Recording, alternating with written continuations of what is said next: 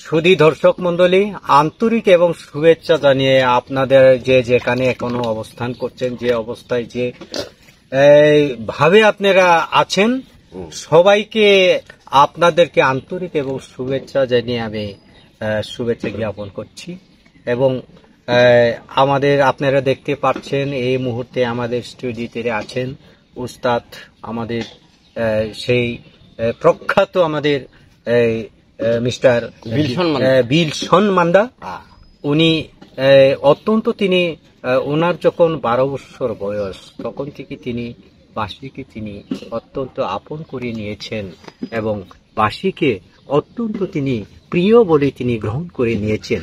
এবং তার সাথে বাঁশির সাথে ওনার সাথে শুধু বলতেই সংযুক্ত নয়, এবং বাঁশির সাথে এবং গানও অত্যন্ত জনপ্রিয় আমাদের মান্না দে, মেহেদী হাসান এবং বাংলাদেশের যে ক্লাসিক্যালের আরিফুল ইসলাম মিঠুর যে গান, অত্যন্ত মেহেদী হাসান এবং নিয়াজ আহমেদ, বিভিন্ন বাংলাদেশের এবং দেশের বাইরে যেটা পঙ্কজ সুদাস এবং পাকিস্তানি যে মেহেদী হাসান, গোলাম আলী এবং যাই বলুক না কেন, বিভিন্ন দেশের তিনি গানকে তিনি প্ল এবং উদ্দেশ্য লক্ষ্য করেই তিনি পুরনো গানের ভক্ত, উনি পুরনো গানকেই উনি ভালোবাসেন। এবং আমি বলতে চাই এই মুহূর্তে তিনি একজন বাঁশিওয়ালাই নয়, এবং তার বাঁশির সাথে উনি একজন শিল্পীও আমি মনে করি।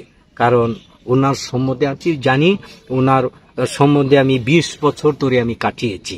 তবে যাই হোক দর্শক মন্ডলী, আর কথা নয়, এই উপজেলা হালুয়াঘাট এবং গ্রাম চরবাঙ্গাইলা, এখানে উনার তিনি জন্মগ্রহণ করেছেন। আমাদের এই এলাকার জন্য তিনি প্রখ্যাত তিনি শিল্পী এবং তিনি বাঁশি বাদক, এবং বিভিন্ন স্থানে তিনি বাঁশি বাজে তিনি সুনাম অর্জন করেছেন।